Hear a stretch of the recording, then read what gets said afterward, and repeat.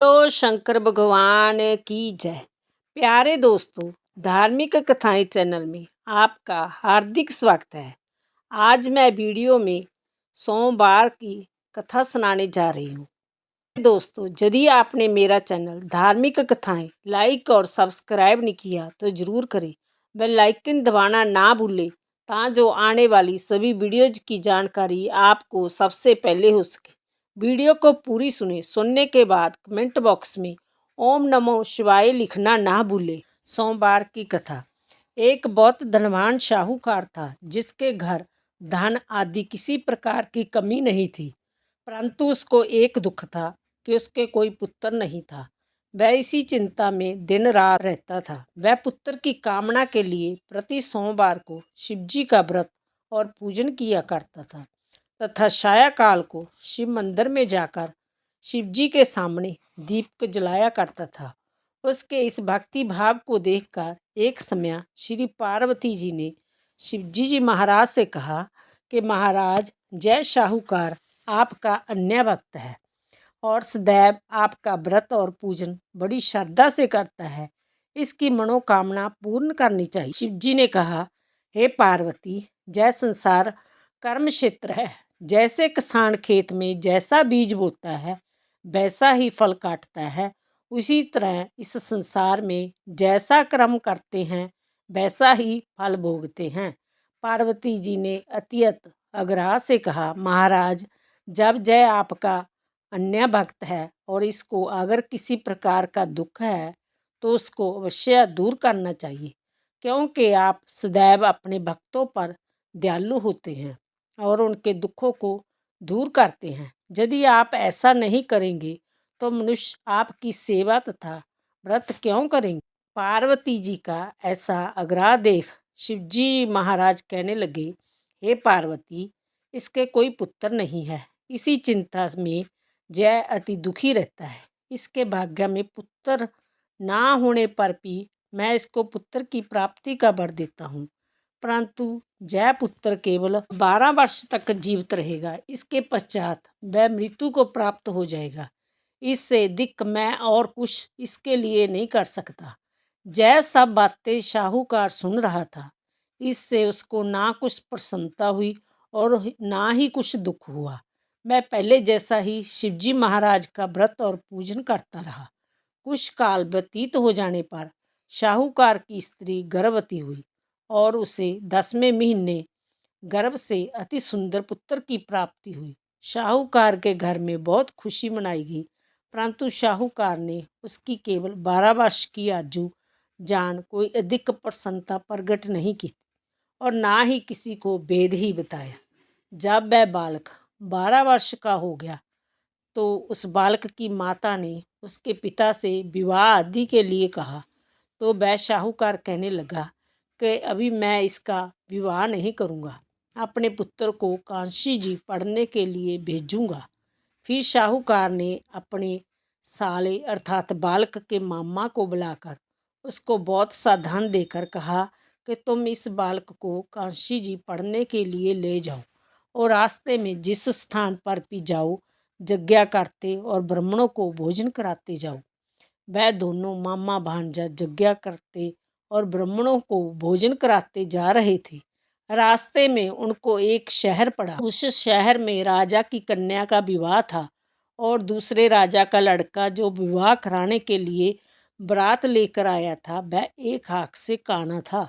उसके पिता को इस बात की बड़ी चिंता थी कि कहीं वर को देख कन्या के माता पिता विवाह में किसी प्रकार की अड़चन पैदा ना कर दे। इस कारण जब उसने अति सुंदर सेठ के लड़के को देखा तो मन में विचार किया कि क्यों ना दरवाजे के समय इस लड़के से वर का काम चलाया जाए। ऐसा विचार कर वर के पिता ने उस लड़के और मामा से बात की तो वो राजी हो गए।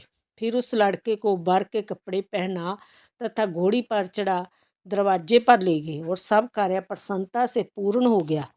फिर वर के पिता ने सोचा कि यदि विवाह कार्य भी इसी लड़के से करा लिया जाए तो क्या बुराई है।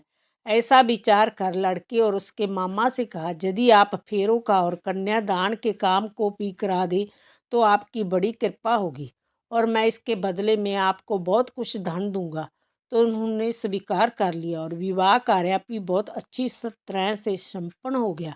परंतु जिस समय लड़का जाने लग गया तो उसने राजकुमारी की चुंदड़ी के पल्ले पर लिख दिया कि तेरा विवाह तो मेरे साथ हुआ है, परंतु जिस राजकुमार के साथ तुमको भेजेंगे वह एक आँख से काना है और मैं कांशी जी पढ़ने जा रहा हूँ।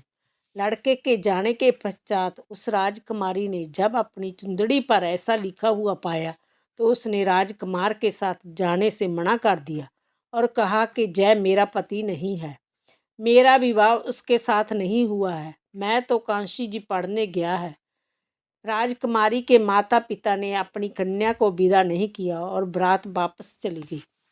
उधर सेठ का लड़का और उसका मामा कांशी जी पहुंच गए। वहां जाकर उन्होंने यज्ञ करना और लड़के ने पढ़ना शुरू कर दिया। जब लड़के की आयु 12 साल की हो गई उन्होंने यज्ञ रचा रखा था। लड़के ने अपने मामा से कहा, मामा जी आज मेरी तबीयत कुछ ठीक नहीं। मामा ने कहा अंदर जाकर सो जाओ।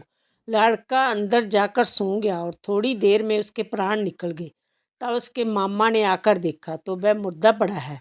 तो उसको बड़ा दुख हुआ और उसने सोचा कि अगर मैं अभी रोना पीटना मचा दूंगा तो यज्ञ का कार्य अधूरा रह जाएगा। अंत उसने जल्दी से यज्ञ का कार्य समाप्त कर ब्राह्मणों के जाने के बाद रोना पीटना आरंभ कर दिया। संयोगवश उसी समय शिव पार्वती जी उधर से जा रहे थे। जब उन्होंने जोर जोर से रोने की बात सुनी तो पार्वती जी कहने लगी, महाराज कोई दुखिया रो रहा है, इसके कष्ट को दूर कीजिए। जब शिव पार्वती ने पास जाकर देखा वहां एक लड़का मुर्दा पड़ा था। पार्वती जी कहने लगी, महाराज यह तो उसी सेठ का लड़का है जो आपके वरदान से हुआ था। शिव जी कहने लगे, हे पार्वती इसकी आयु इतनी ही थी सो वह भोग चुका है। तब पार्वती जी ने कहा, हे महाराज इस बालक को और आयु दो, नहीं तो इसके माता पिता तड़फ तड़फ कर मर जाएंगे। पार्वती जी के बार बार आग्रह करने पर शिव जी ने उसको जीवन वरदान दिया और शिव जी महाराज की कृपा से लड़का जीवित हो गया। शिव पार्वती कैलाश पर्वत पर चले गए।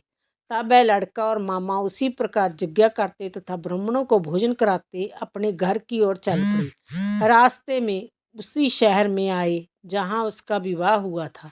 वहाँ पर आकर उन्होंने यज्ञ आरंभ कर दिया तो उस लड़के के ससुर ने उसको पहचान लिया और अपने महल में ले जाकर उसकी बड़ी खातिर की। साथ ही बहुत से दास दासियों सहित आदरपूर्वक लड़की और जमाई को विदा किया। जब वह अपने शहर के निकट आए तो मामा ने कहा कि मैं पहले तुम्हारे घर जाकर खबर कर जाता हूँ। जब उस लड़के का मामा घर पहुंचा तो लड़के के माता पिता घर की छत पर बैठे थे और जय प्रण कर रखा था कि यदि हमारा पुत्र सुकुशल लौट आया तो हम राजी खुशी नीचे आ जाएंगे, नहीं तो छत से गिरकर अपने प्राण खो देंगे। इतने में उस लड़के के मामा ने आकर जय समाचार दिया कि आपका पुत्र आ गया है। तो उसको विश्वास नहीं आया। तब उसके मामा ने शब्दपूर्वक कहा कि आपका पुत्र अपनी स्त्री के साथ बहुत सारा धन साथ लेकर आया है। तो सेठ ने आनंद के साथ उसका स्वागत किया और बड़ी प्रसन्नता के साथ रहने लगे। इसी प्रकार जो कोई भी सोमवार के व्रत को धारण करता है अथवा इस कथा को पढ़ता या सुनता है उसकी समस्त मनोकामनाएं पूर्ण होती है। बोलो शिव जी भगवान की जय। बोलो शंकर भगवान की जय।